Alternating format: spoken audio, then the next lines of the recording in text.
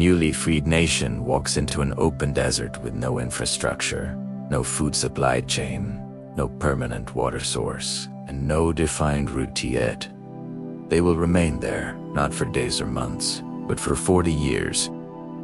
Welcome. Tonight, we are going to follow, step by step, the documented biblical account of Israel's 40 years in the wilderness under the leadership of Moses. This is not a symbolic or simplified version of events. We will trace the sequence as it is recorded across Exodus, Leviticus, Numbers, and Deuteronomy, focusing on real movement, real decisions, and the consequences that follow each stage. We begin immediately after the departure from Egypt.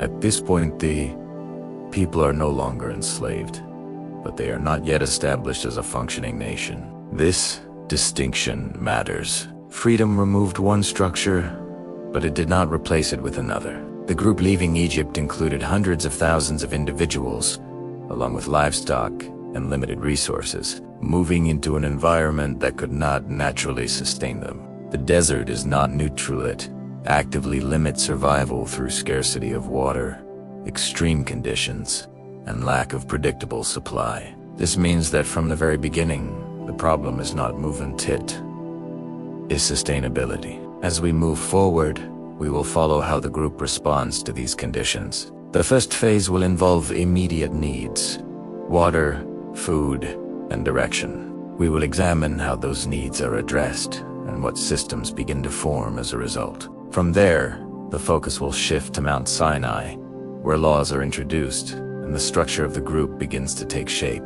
This includes the establishment of rules, responsibilities, and a centralized system of leadership under Moses. However, the journey does not move in a straight line. At multiple points, the group resists direction, questions leadership, and reacts to uncertainty in ways that produce direct consequences. We will follow key moments such as the demand for food, the provision of manna, the incident involving the golden calf, internal challenges to Moses' authority, and the decision to send spies into the land ahead. Each of these events will not stand alone. They will directly influence what happens next. One of the most important turning points comes when the group reaches the edge of the land they were moving toward. At that moment, a decision is made based on the report of the spies. That decision changes the entire timeline. Instead of entering the land, the journey is extended. This is the point where a transition period becomes a prolonged cycle. The 40 years are not random. They are the result of specific choices made at identifiable moments. Throughout this account, the pattern remains consistent. A need appears, a response follows. That response produces a result, and that result shapes the next stage. The desert becomes less about geography and more about process.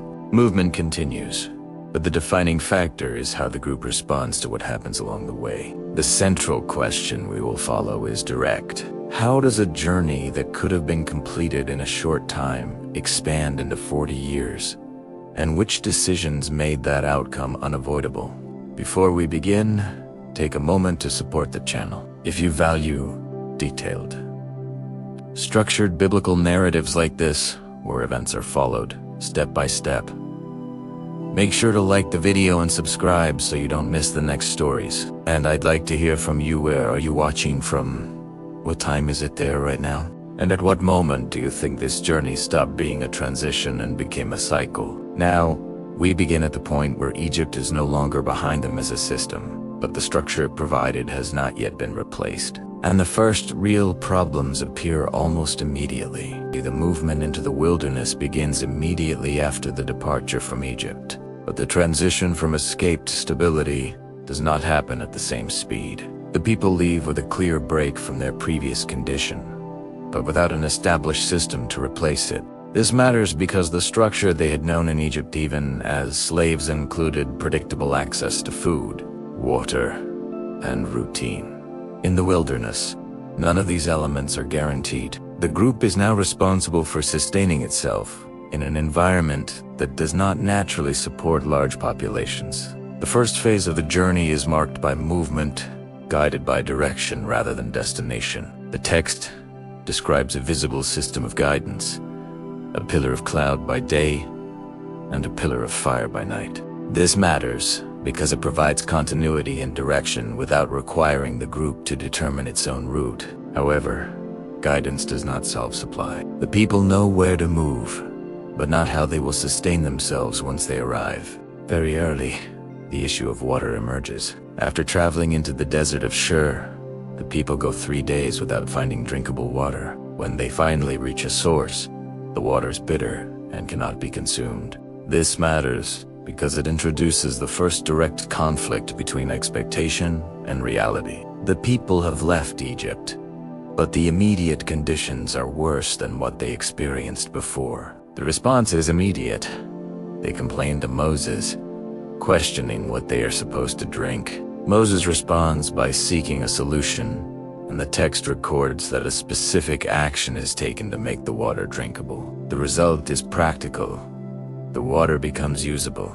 This moment establishes a pattern. A need appears, the people react. Moses intervenes, and a solution is provided.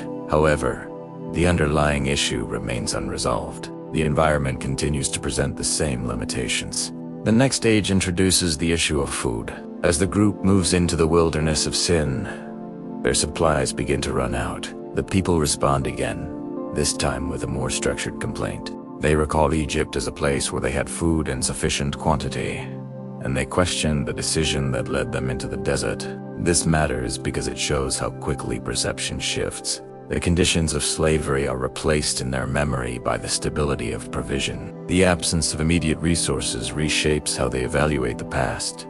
In response, a system is introduced rather than a one-time solution. The people are provided with manna, a substance that appears daily and can be gathered as food. The instructions are specific. Each person is to collect a measured amount each day, with an exception made for the 6th day in preparation for the 7th. This matters because it establishes routine. The group is no longer reacting to immediate scarcity. They are operating within a daily cycle that provides consistency.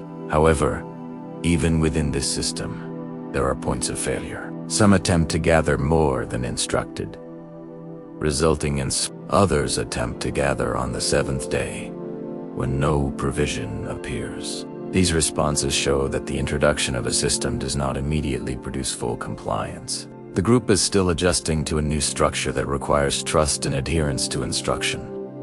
Water becomes an issue again the people arrive at a location with no available source, and the response repeats. They question Moses and challenge the situation. The pattern is now established clearly. Each new lack produces the same reaction complaint followed by intervention. The solution again involves a specific action that produces water. At this stage, the group has not yet reached a point of stability. Movement continues, needs continue to arise, and responses follow a consistent pattern. The journey is not defined by distance traveled, but by repeated cycles of problem and resolution. This matters because it sets the foundation for what comes next. The group is not only moving through a desert bang, introduced to a system that will require consistent response over time. The next phase will shift from immediate survival to structure, as the group arrives at a location where a formal framework for law, leadership, and identity begins to take shape. After the initial phase of movement and repeated cycles of need and provision, the group arrives at a location that changes the nature of the journey. Mount Sinai. Up to this point, the focus had been on survival, water, food, and direction. Now, the focus begins to shift toward structure. This matters because a large population cannot operate long-term on reactive solutions alone. Without a defined system of law and leadership, the same patterns of complaint and disorder would continue without resolution. The arrival at Sinai marks the beginning of a stationary phase. Unlike earlier movements, where the group traveled from place to place, here they remain for an extended period. This pause is significant. It creates the conditions necessary to introduce a framework that will govern how the group functions. Movement is temporarily reduced so that internal organization can be established. Moses ascends the mountain, and the initial communication establishes the terms of a relationship between the people and God. The message is structured. If the people follow the instructions given to them, they will become a distinct nation with a defined role. This matters because it introduces identity as a function of obedience to a system, not simply shared origin. The group is being defined not only by who they are, but by how they will operate. The people respond by agreeing to these terms. This agreement is important. It is not presented as an assumption, it is stated as a collective acceptance. This matters because it establishes accountability. The structure that will follow is not imposed without acknowledgement. It is accepted as a condition of their identity moving forward. The next stage involves preparation. The people are instructed to set boundaries around the mountain and to prepare themselves over a defined period. This includes specific actions and restrictions. The purpose is not symbolic, it is procedural. It ensures that the encounter that follows takes place under controlled conditions. This matters because it introduces the idea that access and interaction are regulated, not unrestricted. When the event occurs, it is accompanied by visible and audible elements: thunder, lightning, smoke, and sound. The people respond with fear and distance, choosing not to approach directly. This reaction is important. It shows that the structure being introduced is not treated casually. The environment itself reinforces the seriousness of the moment. At this point, the core set of laws is introduced, beginning with what is commonly referred to as the 10 Commandments. These are not abstract principles, they are direct instructions covering behavior related to authority, community, and individual conduct. This matters because it provides a baseline for how the group is expected to function. Without these guidelines, internal conflict would remain unresolved. Following this, additional laws are given, covering a wide range of situations, including property, responsibility, and social interaction. The structure becomes more detailed. It moves from general principles to specific applications. This matters because a functioning system requires clarity. Broad ideas are translated into actionable rules that can be applied in daily life. Moses records these laws and presents them to the people. Again, the response is agreement. This repetition reinforces the pattern established earlier. Instruction is given, and acceptance follows. The agreement is formalized through a structured process, confirming that the system is now in effect. At this stage, the journey has shifted from reactive survival to defined structure. The group now has a framework for behavior, responsibility, and identity. However, the introduction of structure does not eliminate tension. The next phase will show how the group responds when the leader is temporarily absent, and how quickly the established system is tested under uncertainty. After the initial laws are delivered and accepted, the structure continues to expand. The group is no longer operating only with basic instructions. They are now being given a system that includes worship, leadership roles, and a physical center of operations. This matters because a large population requires not only rules, but also an organized way to apply and maintain those rules over time. Moses is called further up the mountain, where he remains for an extended period, 40 days and 40 nights. During this time, additional instructions are given, including detailed specifications for the construction of the tabernacle, a central structure that will function as the focal point of the community. These instructions are precise, covering materials, dimensions, and design. This matters because it shows that the structure being introduced is not general or flexible. It is defined in detail, requiring exact execution. The tabernacle is not presented as a symbolic object alone. It serves a functional role within the system. It becomes the designated location for specific activities, including offerings and communication mediated through appointed individuals. Alongside this, roles are assigned to particular members of the community, especially within the tribe of Levi. This introduces a layered structure of responsibility, where not all functions are shared equally. This matters because it creates organization within the population, reducing disorder by assigning defined roles. While this process is taking place on the mountain, the situation below begins to change. Moses' absence extends beyond what the people expected. There is no visible timeline for his return, and no direct communication is occurring during this period. This matters because the group had relied heavily on Moses as the central point of direction. Without his presence, uncertainty increases. The people approach Aaron, who has been left in a leadership role during Moses' absence. They request a visible representation to lead them, stating that they do not know what has happened to Moses.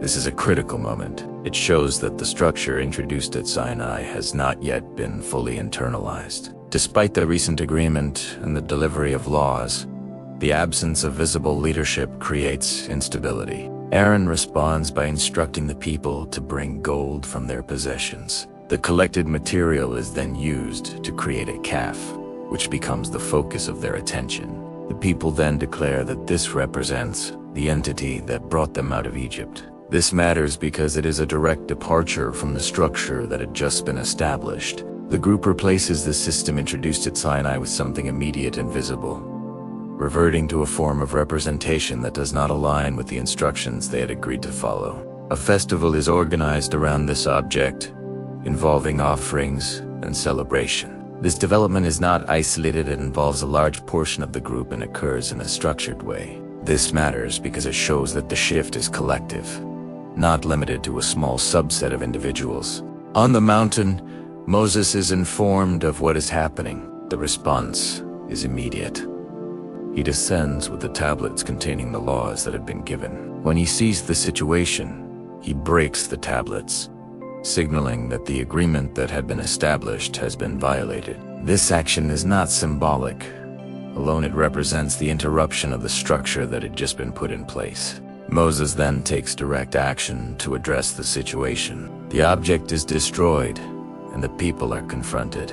There are immediate consequences, including internal enforcement carried out by those aligned with Moses' authority. This matters because it introduces accountability within the system. The structure is not maintained only through instruction. It is reinforced through action when those instructions are not followed. After this, Moses returns to the mountain to address the situation further. The process that follows involves reestablishing the terms that had been broken. This stage is critical because it shows that the system is not abandoned after failure. It is restored, but not without consequence. At this point, the structure at Sinai has been introduced, tested, and partially broken. The next phase will focus on how that structure is reestablished and how the group moves forward after this disruption. After the incident with the calf and the breaking of the original tablets, the situation required more than correction. It required re-establishment. The structure that had been introduced was not removed, but it had been disrupted. This mattered because the group had already agreed to a system, and their actions had broken that agreement. The next phase would determine whether that system could continue and under what conditions. Moses returned to the mountain to address what had happened. His role here is critical. He does not ignore the failure, nor does he replace the system entirely. Instead, he acts as an intermediary, seeking to restore the relationship that had been interrupted. This matters because it reinforces his position as the central point of communication between the people and the structure being established. During this period, the process includes both acknowledgement of the failure and continuation of the original plan. New tablets are prepared to replace the ones that had been broken. The content is not described as entirely new. It reflects the same core instructions that had already been given. This matters because it shows continuity. The structure remains the same, even after it has been violated. At the same time, there are adjustments in how the system is approached. Boundaries are reinforced, and the seriousness of the agreement is made clear. The group is not starting from the beginning. They are continuing with a clearer understanding of the consequences of deviation. This matters because it introduces a more defined level of accountability. While Moses is again on the mountain, the group remains in place. This period does not repeat the earlier breakdown. The absence of Moses no longer produces the same immediate reaction. This suggests that the previous event has had a stabilizing effect. Even though it was disruptive, the system is beginning to hold under conditions that previously led to failure. Once Moses returns, the next phase moves into implementation. The instructions for the tabernacle which had been given in detail earlier, are now carried out. Materials are gathered from the people, and specific individuals are assigned to oversee construction. The process follows the instructions closely. This matters because it shows that the group is now operating within the framework that had been introduced, not resisting it. The tabernacle is constructed according to the specifications provided. Each element structure, furnishings, and arrangement is completed in sequence. This is not described as a partial effort. The text emphasizes that the work is done as instructed. This matters because it marks a transition from receiving instructions to executing them accurately. Alongside the construction, the roles assigned earlier begin to function in practice. The individuals designated for specific responsibilities take on those roles within the system. This creates a working structure where duties are distributed and organized. The group is no longer operating as a collection of individuals responding to events. It is functioning as a system with defined parts. Once the tabernacle is completed, it becomes the central point of the camp. The arrangement of the group begins to form around it, with order replacing earlier patterns of movement and reaction. This matters because it introduces a stable configuration. The group now has a physical and organizational center that defines how it operates. At this stage, the structure at Sinai has been restored and implemented. This system includes laws, roles, and a central location for its application. The group has moved from instability to a functioning structure. However, this stability will be tested again when movement resumes. The next phase will examine how the group operates once they leave Sinai and begin to move toward the land ahead, carrying this structure with them. With the tabernacle completed and the system of laws and roles now functioning, the group reaches a point of operational stability. This is the first time since leaving Egypt that the people are not simply reacting to immediate needs. They now have a defined structure, a central place of activity, assigned responsibilities, and a set of instructions governing behavior. This matters because it creates the conditions necessary for sustained movement. Without this framework, the group would continue repeating cycles of disorder, as seen in the earlier stages. The tabernacle becomes the focal point of the camp. Its placement is central, and the arrangement of the people is organized around it by group and tribe. This is not incidentally it establishes order within a large population. Movement, when it occurs, will follow a defined sequence based on this arrangement. This matters because it transforms the group from an unstructured mass into an organized system capable of coordinated action.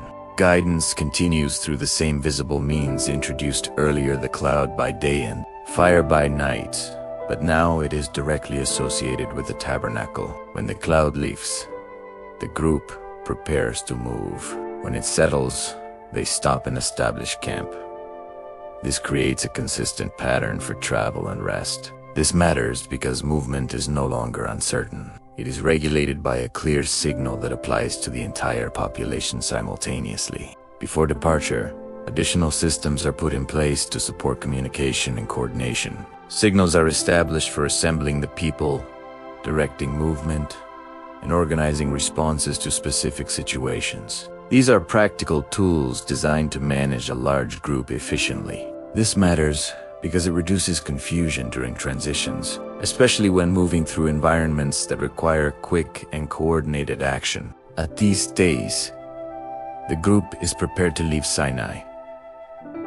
The extended period of instruction and construction has achieved its purpose. The people now carry with them a functioning system that includes law, leadership, and organization. The next phase will test whether this structure holds when the group returns to movement and faces new challenges outside the controlled environment of Sinai. When the departure begins, it follows the order that has been established. Each group moves according to its assigned position, maintaining structure during travel. This is a significant change from the earlier stages of the journey, where movement was less defined. Now, progression is organized and deliberate. However, the return to movement also reintroduces the conditions that previously led to instability. The desert environment has not changed. Water, food, and external pressures remain constant factors. The difference is that the group now carries a system intended to manage these challenges. Whether that system will be followed consistently is the question that will define the next stage. Very early in this new phase, signs of tension begin to appear again. The text records complaints arising among the people, indicating that the presence of structure does not eliminate dissatisfaction. This matters because it shows that the issue is not only external conditions, but internal response. The same pattern observed earlier need, followed by complaint, begins to re-emerge, even after the introduction of a system designed to regulate behavior. This sets the stage for what follows. The group is no longer without structure, but structure alone does not guarantee stability. The next phase will examine how the people respond to ongoing pressure, how leadership manages increasing tension, and how specific decisions begin to alter the direction of the journey in ways that will have long-term consequences. And after leaving Sinai, the group resumes movement with a defined structure in place, but the conditions of the wilderness remain unchanged. The system they now carry, laws, organization, and leadership, was designed to manage behavior and coordination. However, it does not remove external pressure. This matters because the effectiveness of the system will now be tested in an environment that continues to produce scarcity and discomfort. Very early in this phase, complaints begin to surface again. The text records that the people expressed dissatisfaction without specifying a single immediate cause. This is important. The issue is no longer tied only to a specific lack, such as water or food. It reflects a broader state of discontent. This matters because it shows that instability can emerge even when systems are in place.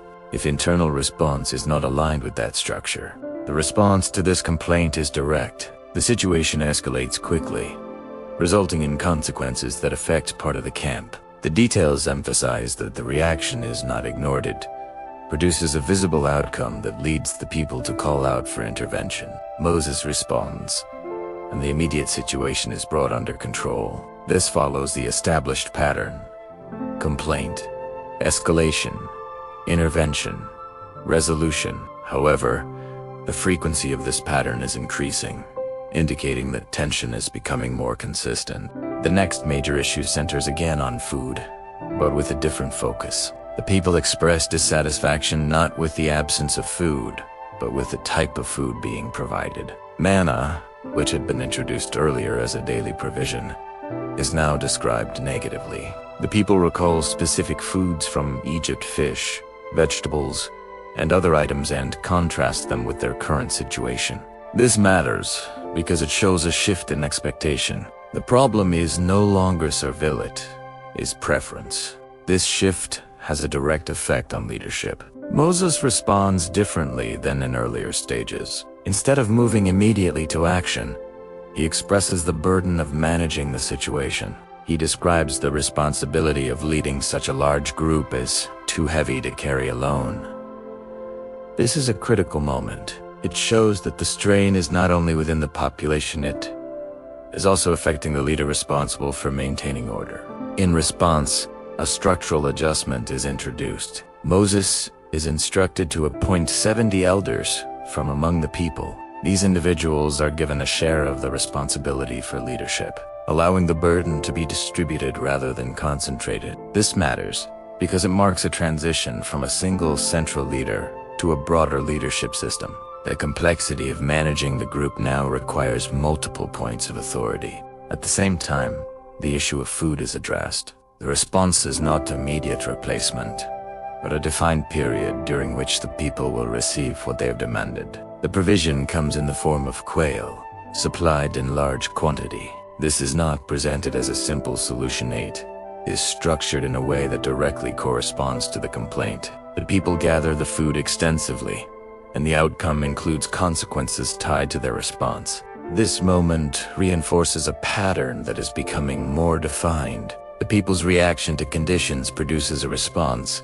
but that response is not always neutral. It often includes an outcome that reflects the nature of the complaint itself. This matters because it shows that the system now includes not only provision, but also consequence tied to behavior. At this stage, the group continues to move, but the internal condition is changing. The structure introduced at Sinai remains in place, but pressure is increasing. Complaints are no longer isolated, they are recurring. Leadership is adjusting to manage the strain, and the responses to these situations are becoming more complex. The next phase will build on this pattern, as challenges begin to shift from general dissatisfaction to direct opposition within leadership itself, introducing a new level of tension that will affect how authority is recognized and maintained. As the group continues moving through the wilderness, the tension that had been building begins to shift from general dissatisfaction to direct challenges within leadership itself.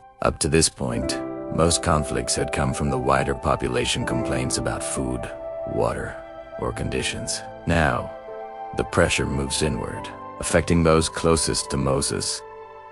This matters because challenges from within leadership carry a different level of impact. They do not only question conditions, they question authority. The first major instance of this occurs within Moses' own family. Miriam and Aaron speak against him, raising concerns related to his decisions and position. The text presents their complaint in a specific way.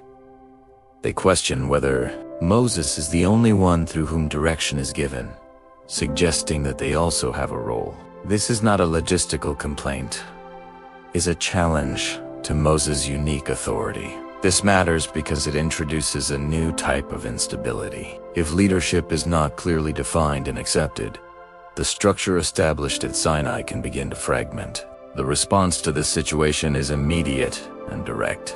The distinction between Moses and the others is clarified, not through debate, but through outcome. Miriam is affected in a visible way, and the group is forced to pause while the situation is addressed. This matters because it reinforces authority through consequence. The structure is not left open to interpretation. There is a clear line of leadership, and deviation from that line produces immediate effects. After this event, the journey resumes, but the pattern of tension continues. The group reaches a point where the next major decision must be made. Moving toward the land ahead, this is a significant transition. Up to this stage, the focus had been on movement through the wilderness and internal organization. Now, the objective becomes direct approaching the land that had been set as the destination. Moses selects 12 individuals, one from each tribe, to be sent ahead to observe the land. This decision introduces a structured form of evaluation. Instead of moving blindly, the group gathers information. The instructions given to the 12 are specific. They are to assess the land, its productivity, the people living there, and the conditions they will face. This matters because it represents a shift from reactive movement to informed decision. The 12 individuals enter the land and remain there for a defined period, observing and collecting information. When they return, they bring physical evidence of the land's productivity, including fruit that demonstrates its capacity. This confirms that the land is as described fertile and capable of supporting a population. This matters because it establishes that the objective is achievable in terms of resources. However, the report is divided. 10 of the 12 focus on the challenges, the strength of the inhabitants, the fortified cities, and the difficulty of entering and taking the land. Their description emphasizes risk and difficulty. The remaining 2, Joshua and Caleb, present a different conclusion. They acknowledge the same conditions, but focus on the possibility of success. This division is critical. It introduces 2 interpretations of the same information. The facts are not in dispute, the difference lies in how those facts are evaluated. This matters because the next decision will not be based on new information, but on which interpretation the group chooses to follow. When the report is presented to the people, the reaction is immediate. The majority aligns with the 10, focusing on the difficulty and expressing fear. The response escalates quickly, moving from concern to open resistance. The people begin to question the entire journey, suggesting that returning to Egypt would be preferable. At this stage, the situation reaches a critical point. The structure established at Sinai, the leadership adjustments, and the ongoing management of resources have all led to this moment. The group is now at the edge of the objective, but the decision they make here will determine whether they move forward or reverse direction. The next phase will show how this decision is made, what consequences follow, and how a single moment changes the entire timeline of the journey. The return of the 12 spies brings the group to a decisive moment. The land ahead has been confirmed as fertile and capable of sustaining them. But the report also includes significant obstacles. At this point, the situation is not uncertain, the information is complete. What remains is the response. This matters because the outcome will not depend on new facts, but on how the existing facts are interpreted and acted upon. When the report is presented, the majority emphasizes the strength of the inhabitants and the difficulty of entering the land.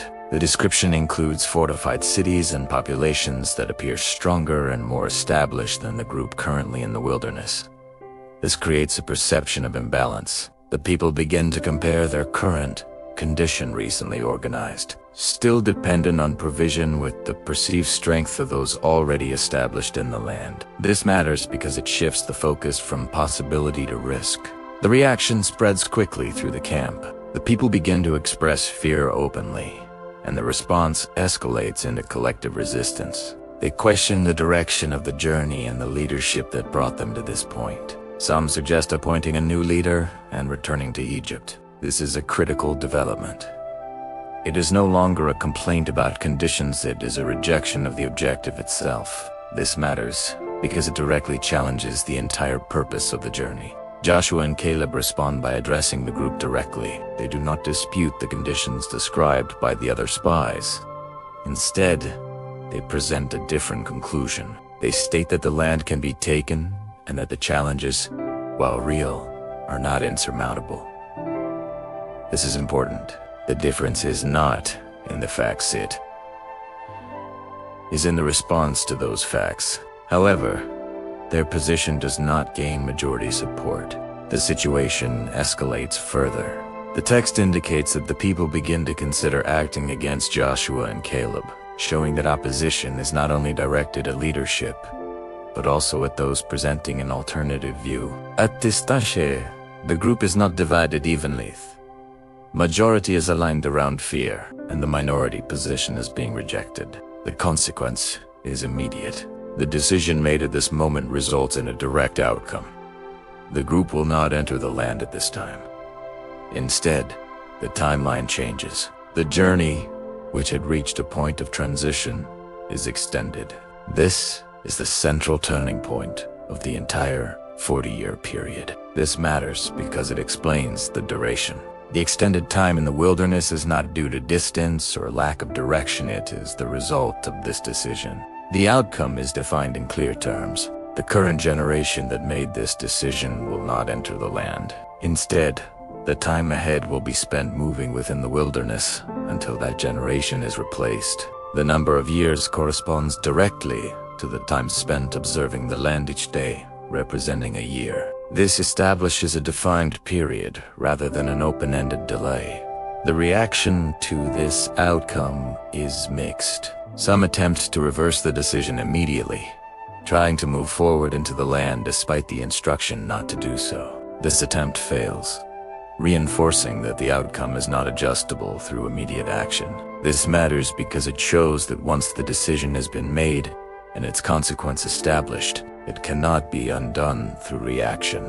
At this stage, the direction of the journey has changed completely. The objective remains the same, but the timeline has been extended, and the group will now operate within the wilderness for a defined period. The structure established at Sinai remains in place, but the focus shifts from reaching the destination to managing an extended process. The next phase will examine how the group functions under this new condition, how leadership responds to continued tension, and how additional internal challenges emerge during this prolonged period. After the decision at the edge of the land and the resulting extension of the timeline, the group enters a new phase. The objective has not changed, but access to it has been delayed. This means the focus shifts from forward movement to sustained existence within the wilderness. This matters because the structure now has to support, not a transition, but a prolonged period under the same conditions that had already produced tension.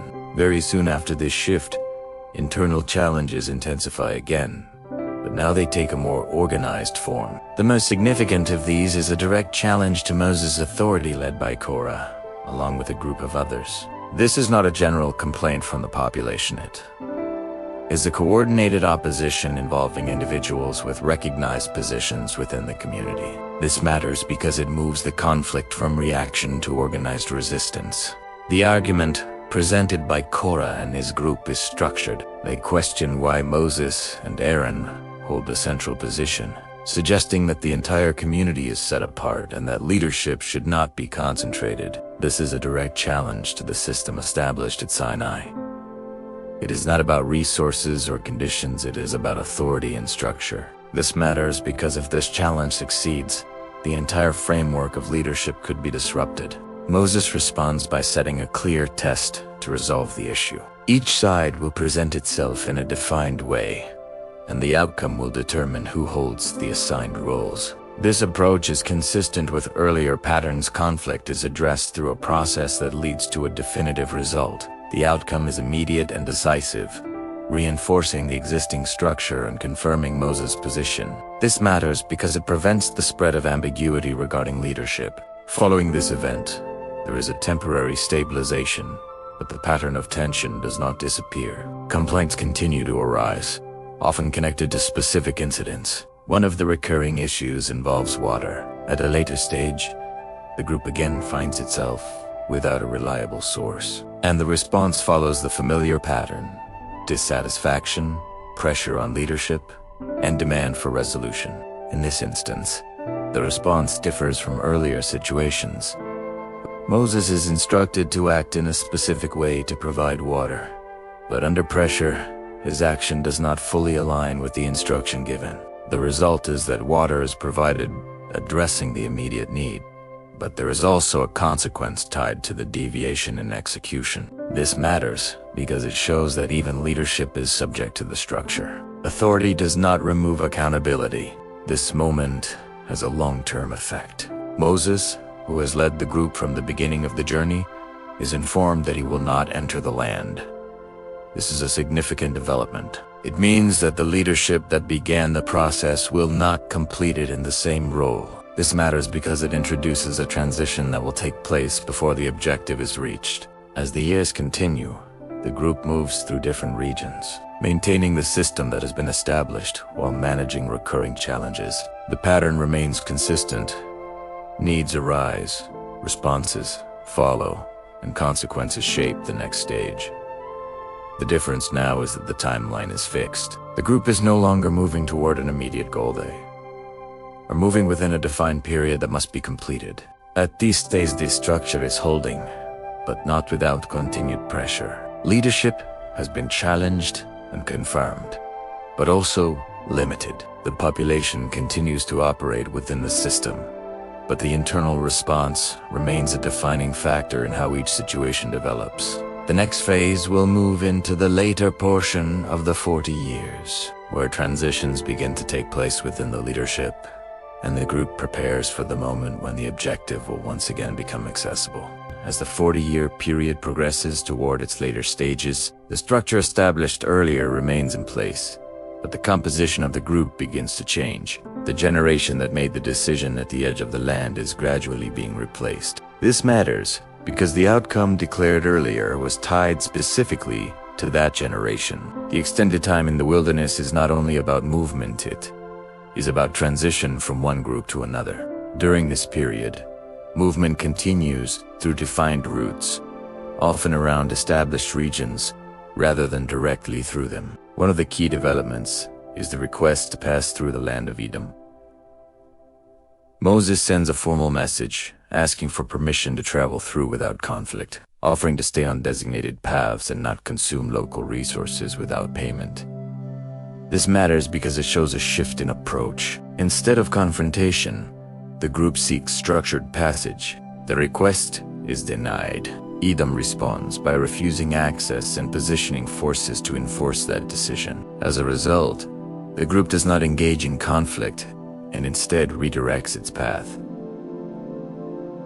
This is significant. It shows that movement is not always direct, and that external factors can alter the route. This matters because it reinforces that the journey is influenced not only by internal decisions, but also by the responses of other groups in the region. Around this time, another major transition occurs within leadership. Aaron, who had served alongside Moses, reaches the end of his role. He is taken up on Mount Hor, where his position is formally transferred to his son Eli. This is done in a visible and structured way, ensuring that the change is recognized by the entire group. This matters because it prevents uncertainty. Leadership does not end without replacement. It is transferred within the established system. The death of Aaron marks a significant moment. He had been part of the leadership from the beginning of the journey, involved in key events at Sinai and throughout the wilderness. His removal from the structure reinforces the ongoing transition. The original leadership is beginning to change, aligning with the earlier outcome that this generation would not complete the journey. Following this, the group encounters conflict with external forces. In one instance, a local king engages them, leading to a confrontation that results in a defined outcome. This matters because it introduces a different type of challenge, one that is not internal or environmental, but external and active. The group is no longer only managing survival and structure, they are also responding to opposition from other populations. At the same time, internal issues continue to appear. The people again express dissatisfaction during travel, particularly related to the conditions and the ongoing provision of food. The repetition of this pattern shows that, even after years in the wilderness, the response to pressure remains consistent. This matters because it reinforces that the core issue is not resolved simply by time. It is tied to how situations are interpreted. A specific incident occurs where the response to this complaint results in a direct consequence affecting the group. The situation is then addressed through a defined action that provides a path to resolution. This follows the established pattern seen throughout the journey: problem, response, consequence, and solution. The difference now is that these events are taking place within a later stage of the timeline, where leadership transitions are already underway. At this point, the group is approaching the end of the defined period. The structure is intact, but the composition of the people and leadership is changing. Movement continues, and the objective, the land ahead, remains the same. The next phase will focus on how these transitions continue, how leadership is prepared for the final stage, and how the group positions itself to move forward once the 40 years are complete. As the group continues moving through the later stage of the 40-year period, the environment remains consistent, but the context is changing. The original generation is nearly gone. Leadership roles are shifting, and the objective is coming back into focus. This matters because the group is no longer in a holding pattern without direction. The timeline is approaching its defined conclusion. One of the next major developments occurs as the group moves along established routes near the territories of other nations. Rather than entering directly, they travel around regions such as Edom and Moab. This is not random movement. It reflects a controlled approach that avoids unnecessary conflict while maintaining progress. This matters because it shows that the group is now operating with a clearer strategy, balancing movement with restraint.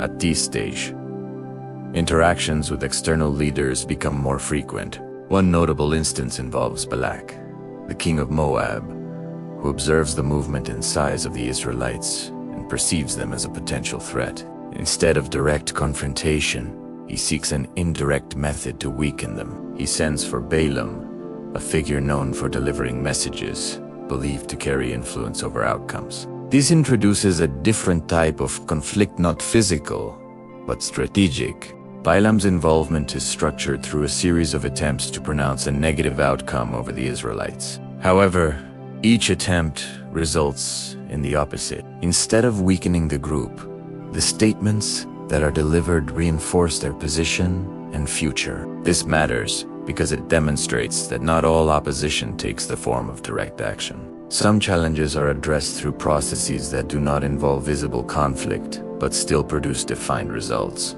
Despite this outcome, internal challenges continue to arise. The group encounters situations where external influence leads to internal compromise.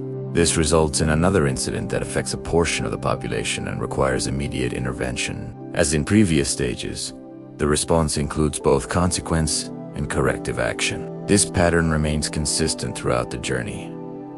Actions produce direct outcomes that shape what happens next. During this time, a new census is taken. This is not a repetition of earlier accounts. Without purpose, it serves to define the composition of the new generation. The numbers reflect those who will move forward into the next phase. This matters because it provides a measurable transition. The group that will enter the land is now identified, distinct from the earlier generation that did not complete the journey. At the same time, leadership transition continues to be prepared. Moses remains the central figure, but the earlier indication that he will not enter the land is still in effect. This creates a need for continuity. The system cannot depend on a leader who will not complete the final stage. This matters because preparation must take place before the transition occurs, not after. Instructions are given to designate a successor who will lead the group into the next phase.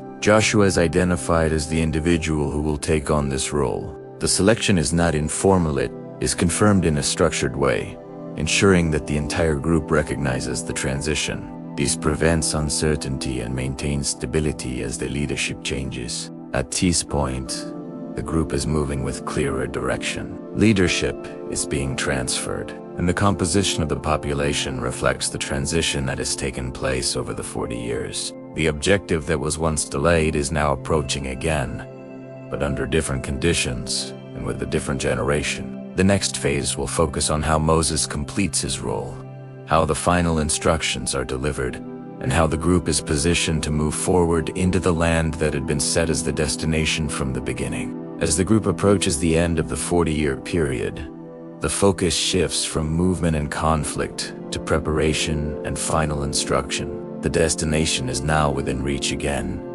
but the conditions are different from the earlier attempt. The generation that had refused to enter is no longer present, and the leadership structure is transitioning. This matters because the next phase will not repeat the previous one. The group is now positioned to act under a new context. Moses gathers the people and begins to address them directly. These are not casual statements.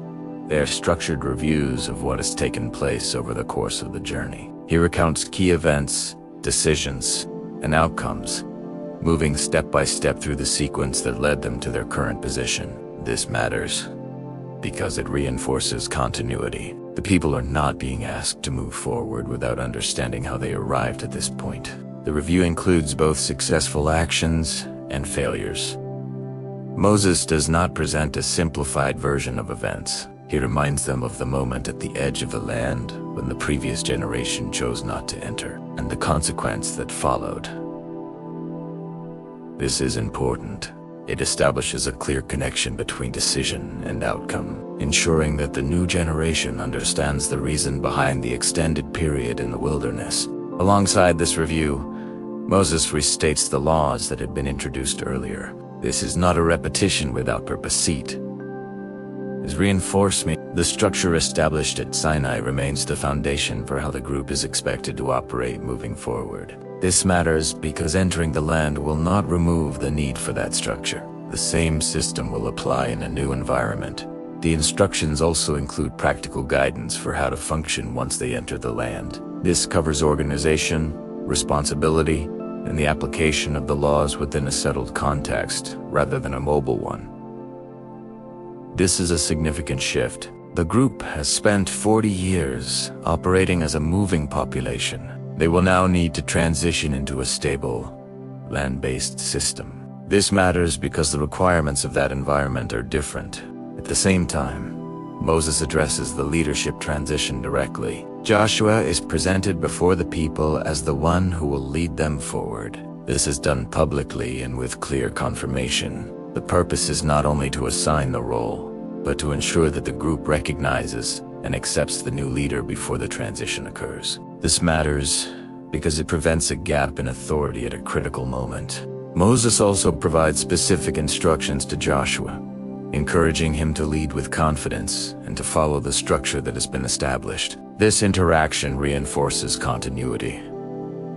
The leadership is changing, but the system remains the same. The transition is designed to maintain stability rather than introduce uncertainty. At this stage, the group is fully positioned for the next phase. The timeline has been completed. The new generation is in place. The leadership transition is defined, and the structure has been reinforced. The objective that was delayed earlier is now directly ahead. The next phase will bring the journey to its final transition point: Moses' departure, the completion of his role, and the moment when the group stands ready to move forward under new leadership into the land that had been set as the destination from the beginning. As the final stage approaches, Moses completes his role with a series of actions designed to ensure continuity after his departure. The group is now positioned near the land.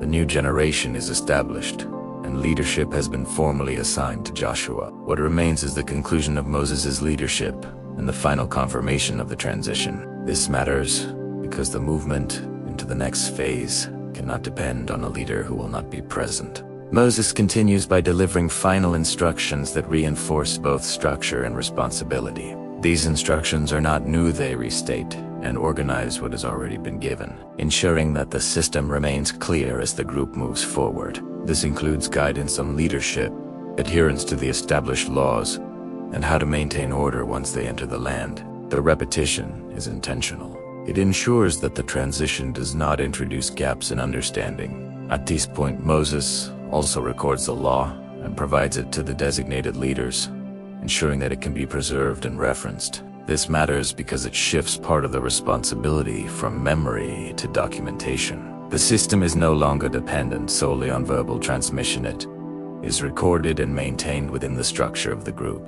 A public reading is established as part of this process, ensuring that future generations will continue to receive the same instruction. This introduces a long-term mechanism for continuity. The structure is not limited to the current group. It is designed to persist beyond them. This matters because it extends the system beyond the immediate transition. Moses then addresses Joshua again, this time reinforcing his role in front of the entire group. The instruction is direct.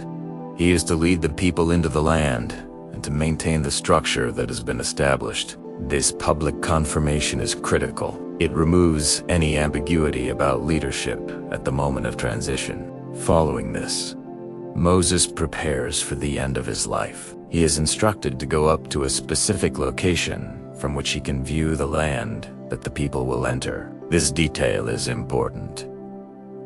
Moses does not enter the land himself, but he is shown it.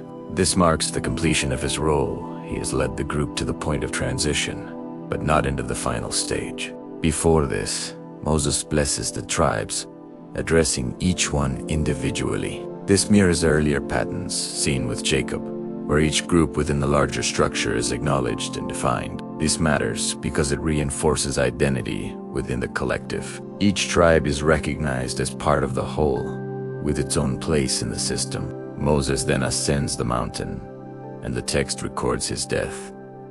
The description is direct and without extended detail. His role, which began before the departure from Egypt, is now complete. The group has been led through the wilderness. The system has been established, and the transition to new leadership has been finalized. After his death, the people observe a period of mourning. This marks the end of an era. Moses had been the central figure through every stage, from confrontation with Pharaoh to the years in the wilderness. His absence represents a significant change, but the structure he established remains intact. Joshua then assumes full leadership.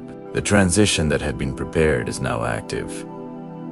The group is no longer in a holding phase. The 40 years have been completed, the conditions have been met, and the next movement entering the land is now directly ahead. At this point, the journey through the wilderness reaches its conclusion. What began as an escape from Egypt, followed by a prolonged period shaped by decisions, structure, and consequence, now transitions into a new phase under new leadership, with the objective once again within reach. With Moses no longer present and Joshua now leading, the group moves into a new phase defined by proximity to the land they had been moving toward for 40 years.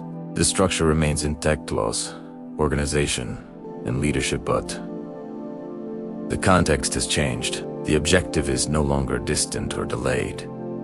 It is now directly ahead. This matters because the focus shifts from preparation to execution. The group is positioned near the Jordan River, which serves as the final natural boundary before entering the land. Unlike earlier stages of the journey, where movement involved navigating the wilderness, this moment requires a defined crossing. The river is not symbolic, it is a physical obstacle that must be addressed before any further progress can occur. This matters because it introduces a clear point of transition between the wilderness phase and the next stage. Before crossing, Joshua takes a structured approach to gathering information, similar to what had been done earlier under Moses, but with a different outcome in mind. He sends 2 individuals into the land to observe conditions. The purpose is not to decide whether to proceed, but to understand the environment they are about to enter. This distinction is important. The decision to move forward has already been made.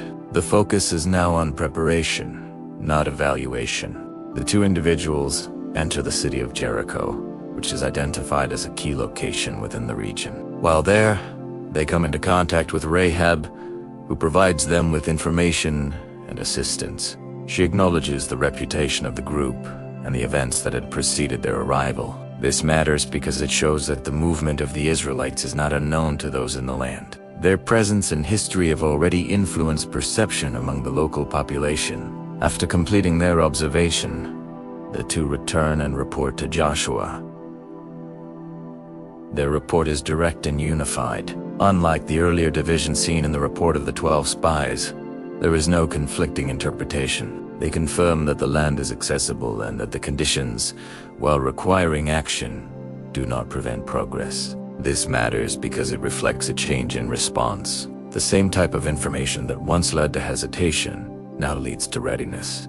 Joshua then prepares the group for the crossing. Instructions are given regarding how the movement will take place, including the role of the Ark of the Covenant as the central point of alignment for the people. The arrangement follows the structure established earlier, with defined order and coordination. This matters because the crossing is not an unorganized movement, it is carried out within the system that has been maintained throughout the journey. When the crossing begins, the sequence is controlled and deliberate. The ark is carried ahead, and as it reaches the water, a path is created that allows the entire group to pass through. This is not presented as a gradual process, it is immediate and clear, enabling the movement of the population from one side to the other. This matters because it marks a definitive transition. The group is no longer in the wilderness, they are entering the land that had been set as the destination. After crossing, stones are taken from the riverbed and set up as a marker. This is done intentionally, serving as a reference point for future generations. The purpose is to preserve the memory of the event and the transition it represents. This matters because it establishes continuity. The movement into the land is not treated as an isolated event, it is recorded and remembered as part of the group's history. At Tistash, the crossing has been completed, and the group is now positioned within the land. The next phase will focus on how they begin to operate in this new environment,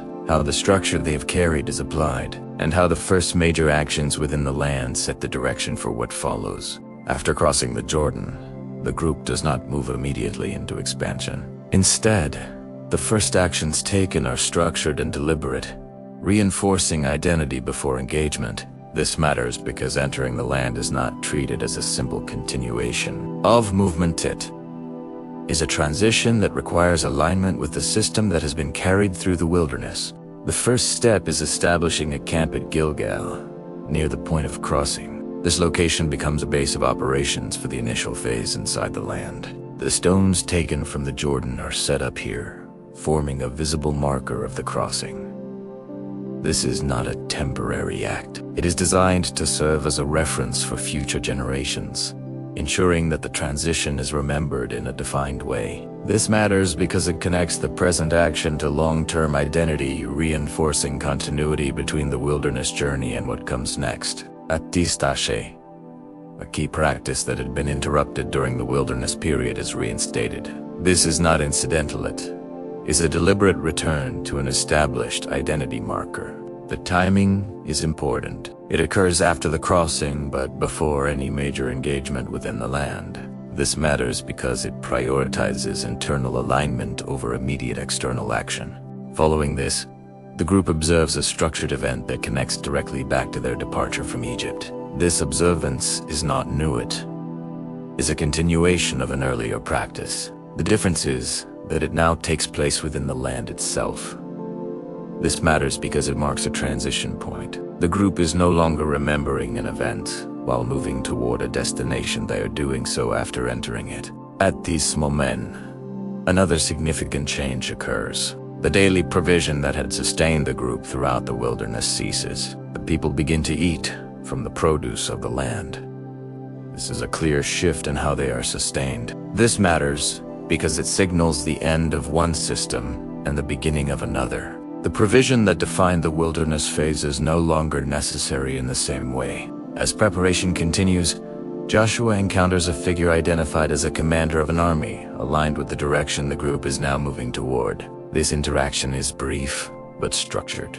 It reinforces that the next phase will involve organized action rather than passive movement. This matters because it confirms that the transition into the land includes a shift in how challenges will be addressed. Attention then turns to Jericho, the first major location to be engaged. The city is described as closed and secured, indicating that it is prepared for defense.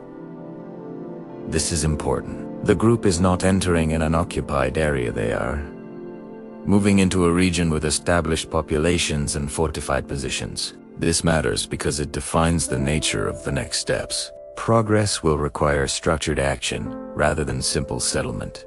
Instructions are given for how Jericho will be approached. These instructions are not based on conventional methods. They involve a specific sequence carried out over multiple days, with coordinated movement around the city.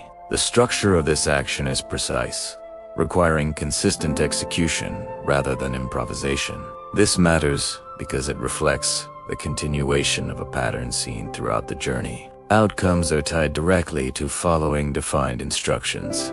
The group carries out these instructions over the specified period. Each day follows the same pattern until the final day, when the sequence changes slightly to complete the process. The result is immediate and decisive. The city is no longer a barrier, and the group is able to move forward. This marks the first major action within the land. At this point, the transition from wilderness to engagement is complete. The group is no longer preparing, they are acting within the environment they have entered. The next phase will examine how this process continues, how success and failure begin to appear within this new context, and how the structure established over 40 years is applied under different conditions. After the outcome at Jericho, the group moves into a new phase where actions inside the land begin to produce varied results. The first engagement had followed a defined structure and resulted in a clear outcome. However, this does not establish a pattern of uninterrupted success. The next development introduces a different result, showing that the conditions inside the land are not managed only by movement and strategy. They are also affected by adherence to the system established earlier. The next objective is AI, a smaller location compared to Jericho. Based on initial observation, the assessment is that a limited number of individuals will be sufficient to engage it. This is a strategic evaluation based on size and perceived strength. However, when the group acts on this assessment, the result is not as expected. The attempt does not succeed, and the group withdraws. This matters because it introduces the first instance of failure after entering the land. The immediate response is to seek an explanation. The situation is not treated as random. There is an understanding that outcomes are connected to internal conditions as well as external factors. This matters because it reflects continuity with earlier patterns, and the wilderness results are tied to adherence to instruction, not only to external strength or planning. It is then identified that a specific instruction related to the earlier event at Jericho had not been followed fully. This deviation, though limited to an individual action, affects the entire group.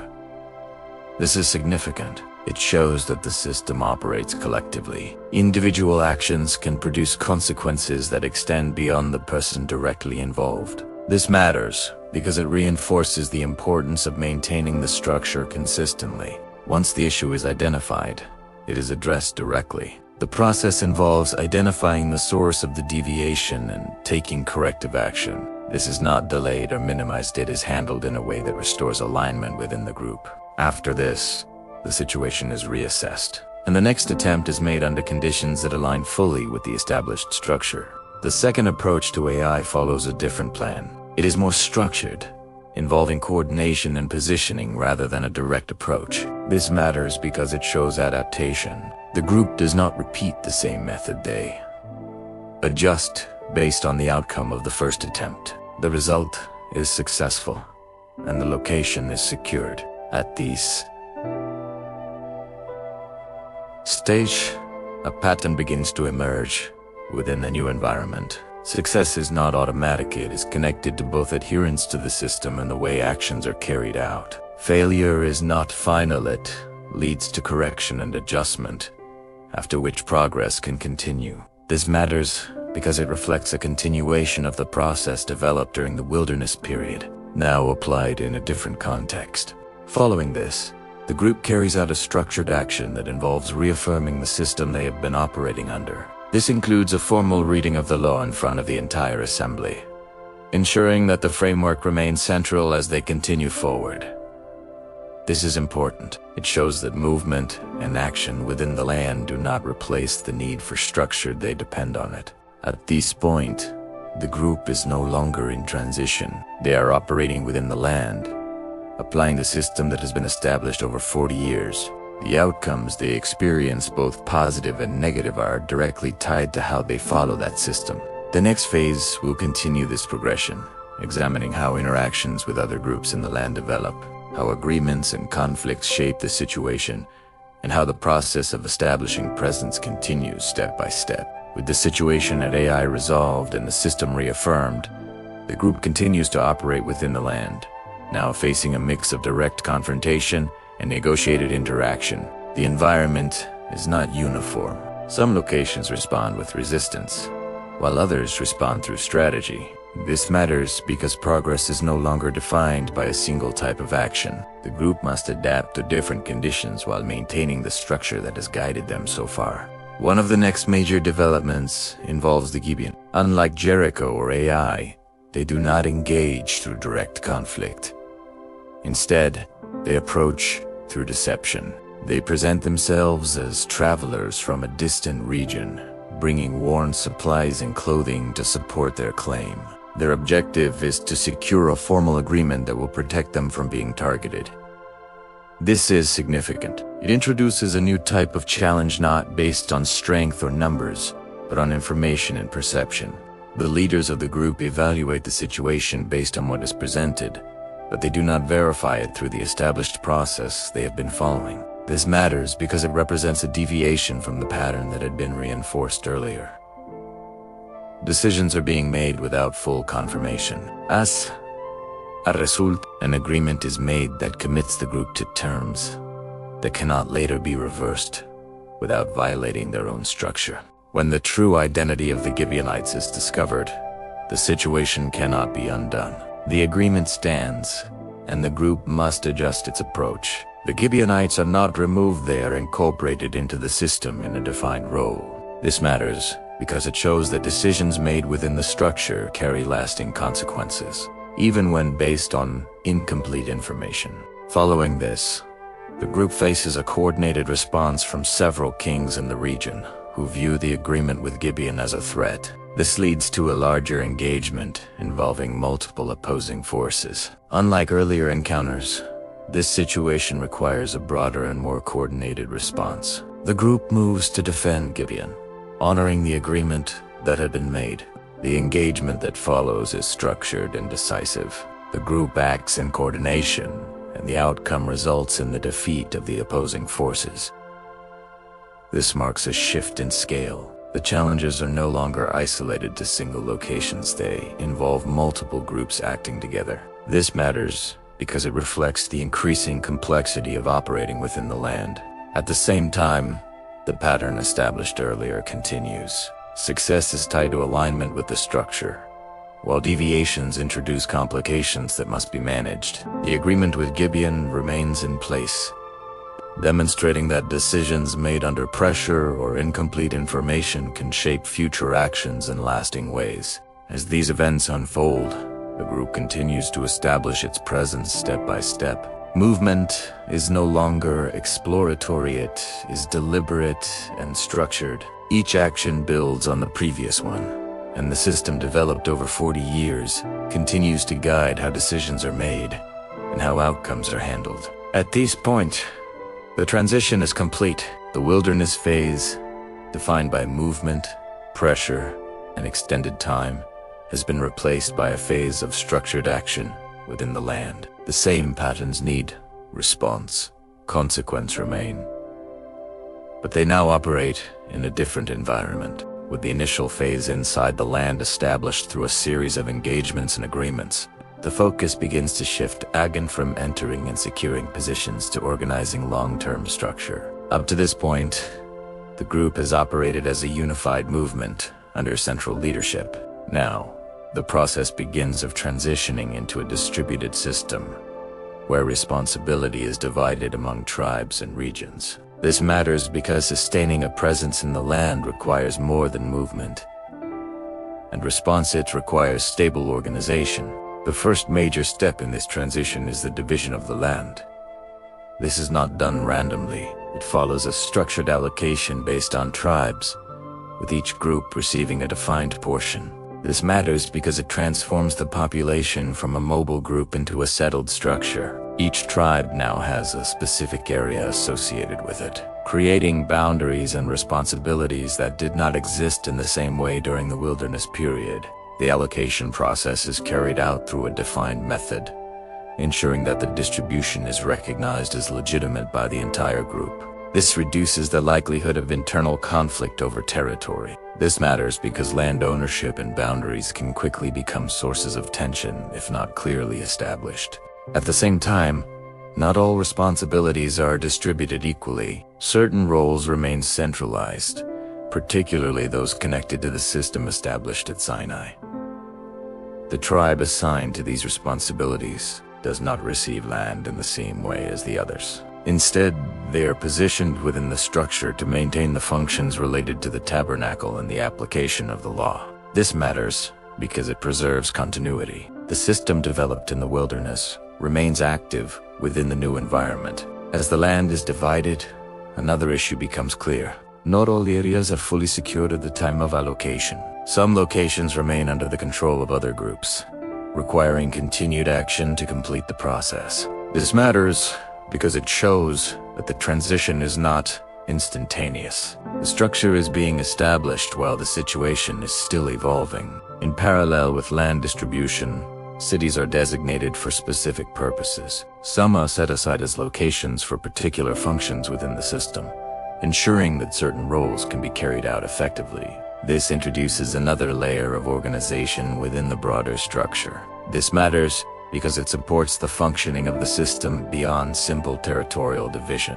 At these stages, the group is no longer defined primarily by movement or immediate response to pressure. It is becoming a structured society with defined regions, roles, and responsibilities. The transition from wilderness to land is not only physical, it is organizational. However, this shift also introduces new challenges. The unity that was maintained through shared movement must now be sustained across distributed regions. Each tribe operates within its own area, but the system requires coordination and adherence to shared principles. This matters because fragmentation becomes a possibility if the structure is not maintained consistently. The next phase will examine how this distributed system functions over time, how the balance between central structure and regional responsibility is maintained, and what new patterns begin to emerge as the group moves further away from the conditions of the wilderness and into a settled existence.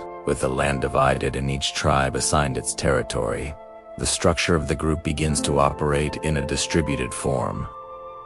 This introduces a new dynamic. During the wilderness period, the entire population moved together, responded together, and remained physically connected. Now, the tribes are spread across different regions, each managing its own area. This matters because physical separation increases the need for consistent adherence to the shared system. Without that consistency, the structure can begin to fragment. The central framework established earlier remains in place. The tabernacle continues to function as the focal point for the system, and the roles assigned to maintain it are still active. This provides continuity across the different regions. However, access to this central point now requires movement from individual territories. This matters because it changes how the system is experienced. Instead of being constantly present in a central camp, it now requires intentional participation. At the same time, the responsibility for maintaining order within each territory shifts to local leadership. Each tribe must manage its own internal structure while still aligning with the overall system. This introduces a balance between autonomy and central authority. This matters because the success of the structure depends on both levels functioning correctly. If local leadership diverges from the central framework, inconsistency begins to develop. As this distributed system takes shape, differences in how each tribe operates begin to appear. Some areas maintain closer alignment with the established structure, while others show signs of deviation. This is not presented as an immediate collapse, it develops gradually. This matters because it shows how variation can emerge over time when a system is no longer reinforced through constant, centralized presence. Another factor influencing this stage is the incomplete control of certain areas within the land. Some regions that were assigned are not fully secured, and interactions with existing populations continue. This creates ongoing pressure. The group must navigate both internal organization and external influence at the same time. This matters because it introduces complexity. The system must function not only within controlled conditions, but also in an environment where other systems are present. During this phase, reminders of the original structure are reinforced. The laws, roles, and responsibilities that were established earlier continue to be referenced and applied. This repetition is necessary. It ensures that the distributed structure does not drift away from its foundation. This matters because consistency across regions depends on shared reference points. At the same time, moments of tension begin to appear between different tribes. These are not always large-scale conflicts, but they indicate that coordination across regions requires active effort. Communication and agreement become essential to maintain unity. This is a shift from the earlier stages, where proximity ensured alignment more naturally. One specific situation illustrates this challenge. A group from one side of the region establishes a structure that is interpreted by others as a deviation from the system. This leads to concern and the possibility of internal conflict. However, through direct communication, the situation is clarified and escalation is avoided. This matters because it shows that conflict is not inevitable when addressed properly. It can be resolved without breaking the structure. At this stage, the group has fully transitioned into a distributed system, but the process of maintaining that system is ongoing. Unity is no longer automatic. It requires consistent alignment across multiple regions and leaders. The next phase will examine how this structure continues to develop over time. What patterns begin to emerge as distance from the wilderness period increases, and how the balance between central authority and regional autonomy affects the long-term stability of the group. As time progresses within the distributed structure, the distance from the wilderness period begins to have a measurable effect on how the system is maintained. The generation that experienced the full sequence from Egypt to Sinai, to the 40 years in the deserts, no longer the majority. A new generation is now responsible for operating within the structure, but their experience is different. This matters because the system they are maintaining was formed through events they did not directly witness. Without constant reinforcement through shared experience, adherence begins to depend more on transmission than memory. The laws and structure are still present, but the connection to the events that established them is less immediate. This creates a condition where the system must be actively maintained through teaching and repetition. This matters because if that process weakens, the structure itself can begin to shift. During this phase, patterns of inconsistency become more visible. Some regions maintain alignment with the central system, while others begin to incorporate external influences. These influences come from surrounding populations that remain within or near the assigned territories. This is not always a direct conflict. It often occurs gradually through interaction. This matters because it introduces variation in how the system is applied across different regions. The effect of this variation is cumulative. It does not produce immediate large-scale breakdown, but it creates differences that grow over time. Practices that were once uniform begin to diverge. This is significant because the system was originally designed to function as a unified structure. As differences increase, coordination becomes more difficult. At the same time, leadership is no longer centralized in the same way it was under Moses and Joshua. After Joshua's role is completed, there is no single individual who holds the same level of authority across all tribes. Instead, leadership becomes more localized and situational. This matters because it reduces the ability to enforce uniformity across the entire group. In response to emerging challenges, individuals arise at different points to address specific situations. These leaders do not hold permanent centralized authority. They act in response to particular events. This creates a pattern where stability is restored temporarily, but not always maintained consistently afterward. This matters because it introduces cycles of alignment and deviation rather than a continuous state of stability. As these cycles continue, the relationship between the tribes becomes more complex. Cooperation still exists, but it is not always automatic. Coordination requires effort, and in some cases, conflict arises when interests or interpretations differ. This reflects the broader shift from a unified traveling group to a network of regions with shared origin but varying conditions. Despite these challenges, the underlying structure has not disappeared. The laws and framework established earlier remain known and accessible. The issue is not absence, it is consistency of application. This distinction is important. The system exists, but its effectiveness depends on how it is followed across different contexts. At these days, the group is fully established within the land, but the long-term stability of the structure is being tested in a new way. The pressures are no longer primarily environmental, as in the wilderness, but internal and relational, shaped by variation, distance, and changing leadership patterns.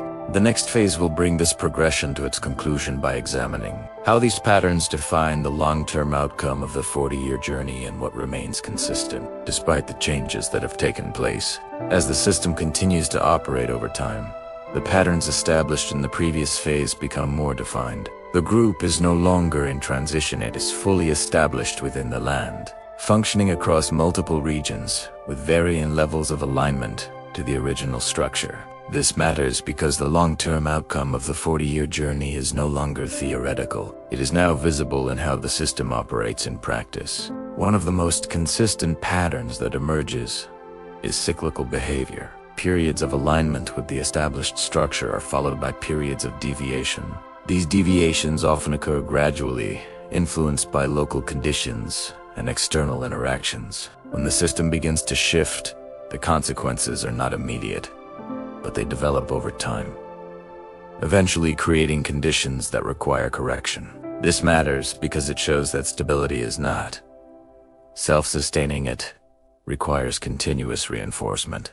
When these periods of deviation reach a point where they affect the broader structure, responses are triggered. Individuals arise to address specific situations, restoring alignment and stabilizing the system temporarily. These responses are effective in the short term, but they do not always prevent future cycles. This creates a repeating pattern: alignment, deviation, consequence, correction. This matters because it reflects how the system functions without centralized, continuous leadership.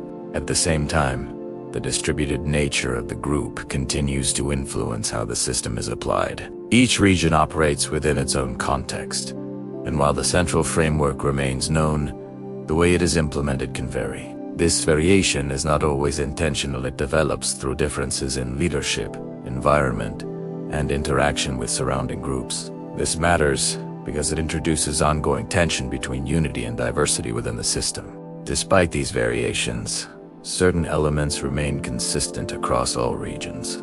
The foundational structure established at Sinai's roles, and identity continues to serve as the reference point. Even when deviations occur, the process of correction returns to this same foundation. This indicates that the system, while not always applied consistently, remains central to the group's identity. At this stage, the long-term outcome of the 40 years in the wilderness can be fully understood. The journey did not simply move a population from one location to another. It transformed a group of individuals into a structured society with defined laws, leadership, and organization. The extended period in the wilderness was not only a delay, it was a process that established the framework required for long-term function. However, the outcome also includes complexity. The structure that was established requires ongoing maintenance. Without consistent application, variation develops. This is not a failure of the system itself, but a reflection of how it is carried out over time. This matters because it shows that the effectiveness of the structure depends on continuous alignment rather than initial formation alone. The transition from wilderness to land is now complete. The system is in place, the group is established, and the patterns that will define its future are already visible. The next phase will move toward closing the full sequence, connecting the beginning of the journey with its long-term outcome and identifying what remains consistent across all stages. To understand the full trajectory of the 40 years in the desert, it is necessary to return to the starting point and follow the sequence forward with all outcomes in place. The journey began with a defined break from Egypt, a sudden removal from an established system that, despite its constraints, provided structure, food access, and predictability. The group that entered the wilderness did not begin from a neutral position. They carried expectations shaped by what they had known before. This matters because many of the responses that followed in the desert can be traced directly to this starting condition. In the early stage, the primary challenges were immediate and practical: water, food, and direction. These needs were not abstract, they were critical for survival. Each time a lack appeared, the response followed a consistent pattern. The people reacted with concern or complaint. Moses intervened, and a solution was provided. This created a repeated cycle that defined the first phase of the journey. This matters because it established how the group would respond under pressure, a pattern that would continue throughout the entire timeline. The next major shift occurred at Sinai. Here, the journey moved from reactive survival to structured formation. Laws were introduced, roles were assigned, and a central system was established. This was the point where the group began to function as more than a collection of individuals. It became an organized system with defined expectations. This matters because it created the framework that would guide every subsequent stage. However, the introduction of structure did not eliminate instability. The incident with the calf demonstrated that the system had not yet been fully internalized. Even after agreement and instruction, the absence of visible leadership led to a breakdown. This event is critical because it shows that structure alone is not sufficient. Consistent adherence is required for stability. As movement resumed, the pattern shifted from isolated incidents to increasing pressure. Complaints became more frequent. Leadership experienced strain, and adjustments were made to distribute responsibility. This stage revealed that managing a large population required more than central authority. It required a system capable of handling ongoing tension. This matters because it led to the development of shared leadership and more complex organization. The most significant turning point came at the edge of the land. The information gathered by the spies presented a clear picture of both opportunity and challenge. The decision that followed, choosing not to move forward, was not based on lack of information, but on how that information was interpreted. This matters because it directly caused the extension of the journey. The 40 years were not the result of distance or delay, they were the result of a specific decision made at a specific moment. After this, the focus shifted from reaching the destination to managing an extended process. The group operated within the wilderness under a fixed timeline, with leadership confirmed and adjusted as needed. This stage reinforced the system through repetition, consequence, and correction. It also introduced limitations, including the transition of leadership before the journey was completed. By the time the group approached the land again, the composition had changed. A new generation was in place, and the system had been reinforced over time. The movement into the land followed a structured process, applying the framework developed during the wilderness period to a new environment. This matters because it shows that the 40 years were not only about delayed, they were about preparation for a different type of operation. The next phase will continue this analysis by examining how specific decisions influenced long-term outcomes and what elements remained consistent across every stage of the journey. After establishing the full sequence from departure to settlement, the next step is to identify which decisions had the greatest impact on the outcome and how those decisions shaped the long-term trajectory. Not every event carried the same weight. Some moments produced immediate effects, while others altered the direction of the entire process. This matters because understanding the journey requires distinguishing between routine events and turning points. The first category includes repeated patterns that maintained continuity.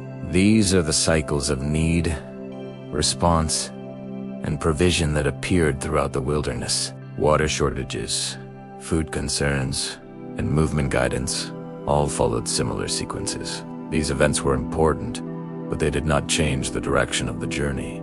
They sustained it. This matters because it shows that not all challenges are decisive. Many are part of maintaining progression rather than altering it. The second category includes structural decisions that defined how the group operated. The introduction of laws at Sinai, the construction of the tabernacle, and the assignment of roles all fall into this category. These decisions created the framework that allowed the group to function as a system. Without them, the population would not have been able to coordinate movement or maintain order. This matters because it establishes that structure is what made long-term progression possible. The third category includes turning points, moments where a single decision changed the timeline or direction. The most significant of these is the decision made after the report of the spies. The information presented did not prevent entry into the land, but the response to that information did. This is a clear example of interpretation driving outcome. This matters because it explains why the journey extended from a short transition into 40 years.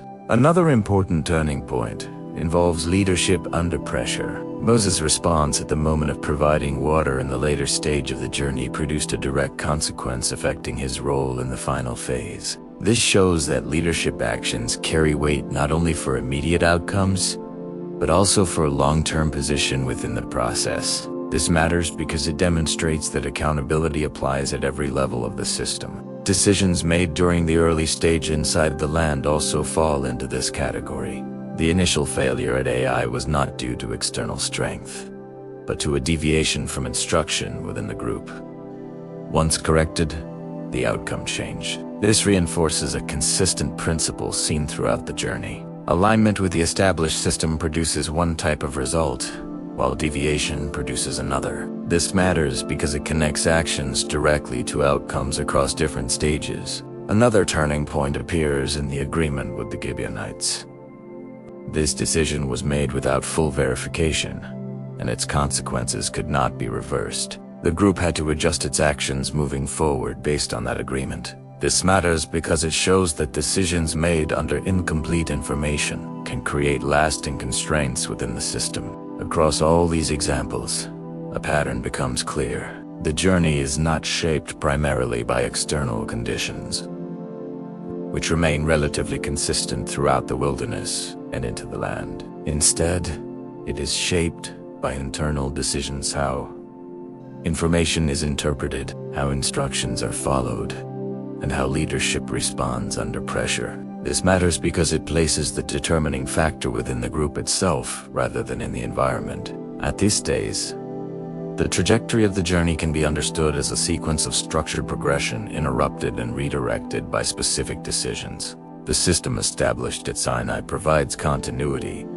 but the direction of movement depends on how that system is applied in each situation. The next phase will focus on what remained consistent across all stages of the journey and how those consistent elements define the overall outcome, regardless of changes in environment, leadership, or population. After identifying the key decisions that shaped the direction of the journey, the next step is to examine what remained consistent across all stages. Despite changes in location, leadership, and population, certain elements did not change. These consistent elements are what allowed the entire sequence from departure to settlement to function as a connected process rather than a series of unrelated events. This matters because continuity depends on what remains stable when other factors change.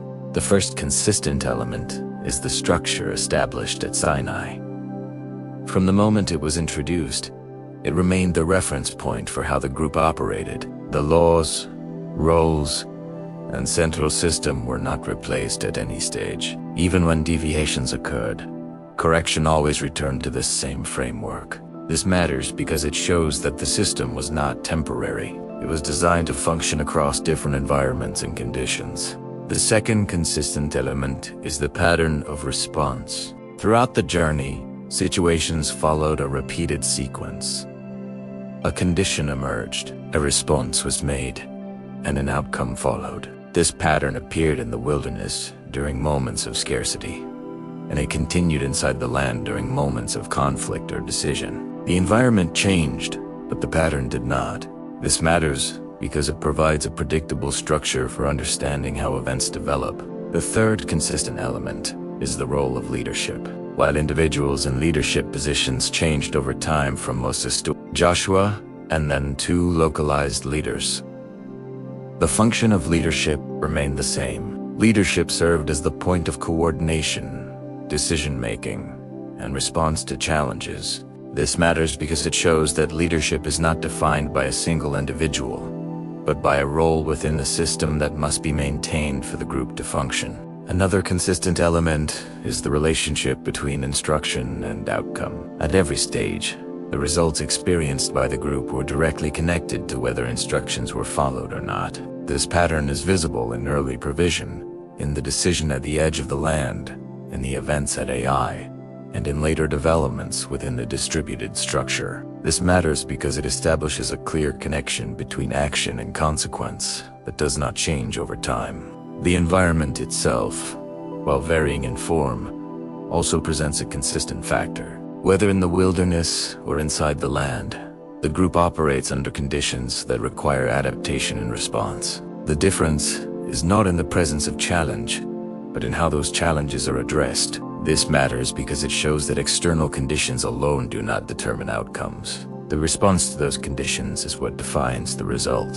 As the group transitions from a unified movement to a distributed structure, these consistent elements continue to operate. Even when variation increases across regions, the same framework remains available, and the same patterns of response and outcome continue to apply.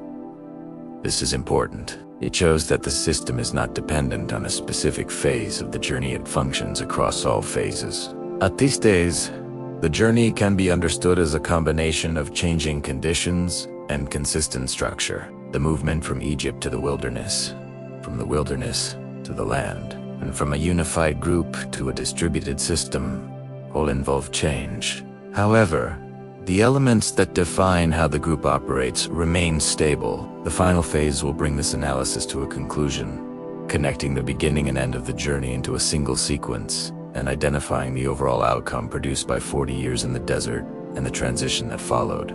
At this final stage of analysis, the entire sequence from departure out of Egypt to structured life within the land can be viewed as a continuous process, shaped by a combination of fixed structure and variable response. The journey did not move in a straight, uninterrupted line. It advanced, paused, extended, and transitioned, but each stage remained connected to the one before it. This matters because the outcome at the end cannot be understood without following the sequence that produced it.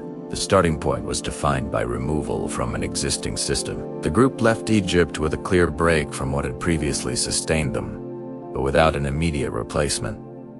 This created the initial condition of instability. The early phase in the wilderness addressed immediate survival, but it also revealed how the group responded under pressure. The repeated pattern of need and complaint established a baseline for how future situations would unfold. This matters because it shows that early responses often carry forward into later stages. The introduction of structure at Sinai marked the first major stabilization. Laws, roles, and organization transformed the group into a functioning system. However, the incident that followed demonstrated that structure alone does not guarantee consistency. The system had to be reinforced through both instruction and consequence. This matters because it highlights that stability requires both formation and maintenance.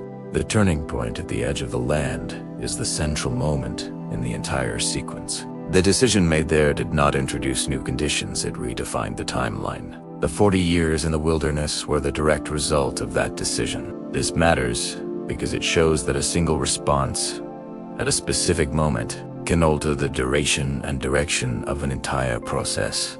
During the extended period that followed, the system was reinforced through repetition. Leadership was confirmed, adjusted, and eventually transitioned. The group continued to operate within the same framework, but under conditions that required sustained application rather than immediate transition. This stage ensured that the structure was not temporary, it became embedded in how the group functioned.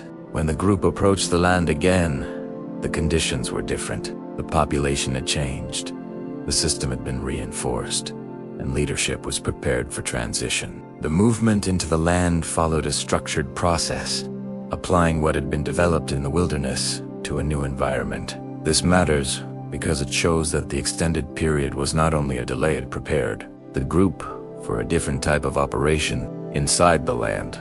The system continued to function, but new challenges emerged. Distributed responsibility introduced variation, and consistency required ongoing effort. The same patterns, alignment, and deviation continued to shape outcomes. This demonstrates that the structure remains effective, but its application depends on how it is maintained over time. By the end of this sequence, the outcome is clear. The group has moved from a dependent population within Egypt to a structured society operating within defined territories. The 40 years in the wilderness served as the process that established the framework necessary for that transition. The journey was shaped not by distance, but by decisions, structure, and response. With this, the full trajectory is complete. What began as a departure without structure became a system capable of sustaining a nation. The same elements, law, leadership, and response connect every stage. From the first movement into the desert to the final establishment within the land. At this final point, the entire sequence of the 40 years in the desert can be seen as a complete system, where every stage connects directly to what came before and what follows after. The journey does not begin with stability, and it does not end with uncertainty. It begins with removal from a structured environment and ends with the establishment of a new one. What happens in between is not random, it is a continuous process shaped by decisions, structure, and repeated response under pressure. This matters because the outcome at the end is not separate from the journey itself, it is produced by it. In the early phase, the group faces immediate needs without an established system to manage them. Water, food, and direction become the defining factors, and each situation produces a consistent pattern. A problem appears, the people respond, leadership intervenes, and a solution is provided. This pattern is not temporary, it becomes the baseline for how the group reacts to pressure. As a result, the early stage is not only about survival, it is about revealing how the group will behave when conditions are unstable. The introduction of structure at Sinai changes the nature of the journey, but it does not eliminate tension. Laws are given, roles are assigned, and a central system is established. For the first time, the group has a defined framework for how to operate. However, the incident that follows when that structure is temporarily abandoned demonstrates that agreement does not guarantee consistency. This is a key point. The system is established quickly, but it requires time and repetition to be maintained. The turning point at the edge of the land defines the entire timeline that follows. The information gathered is clear, the objective is within reach, but the response is based on fear rather than execution. This single moment changes everything. The journey, which could have moved directly into the next phase, is extended into a 40-year cycle. This matters because it shows that delay is not caused by distance, it is caused by decision. From that moment forward, the wilderness becomes a controlled environment for process, rather than transition. The group is no longer moving toward an immediate goal. They are operating within a defined period where structure must be applied consistently. Leadership is tested, adjusted, and eventually transitioned. The system introduced earlier is reinforced through repetition, consequence, and correction. By the end of this period, the structure is no longer new, it is embedded. When the group approaches the land again, everything is different, even though the destination is the same. The generation has changed, the system has been reinforced, and leadership is prepared for transition. The movement into the land follows a structured process, showing that what was developed in the wilderness is now being applied in a new context. This matters because it confirms that the 40 years were not only a delay, they were a preparation phase for a different type of operation. Inside the land, the same patterns continue. Success and failure are still connected to how the system is followed. Decisions made with incomplete information produce lasting consequences. Leadership operates within defined roles, and the structure remains the reference point for all actions. Even as the group becomes distributed across regions, the same framework continues to define outcomes. This shows that the system is not limited to a specific phase, it carries forward. At the conclusion of the entire sequence, the result is clear. The group has transitioned from a dependent population without structure into a functioning society with defined laws, leadership, and organization. The 40 years in the desert are the process that made that transition possible. Without that period, the structure would not have been formed, tested, or reinforced in the same way. The most important point to understand is that the journey is shaped by response. The environment remains difficult from beginning to end. The difference between delay and progression is not found in the conditions, it is found in how those conditions are handled. This pattern appears at every stage, from the first lack of water to the final distribution of land. Before we close, take a moment to support the channel. If you value this kind of step-by-step, factual biblical storytelling, make sure to like the video and subscribe so you don't miss the next narratives. And I'd like to hear from you. Where are you watching from? What time is it there right now? And looking at the entire journey, at what exact moment do you think everything changed?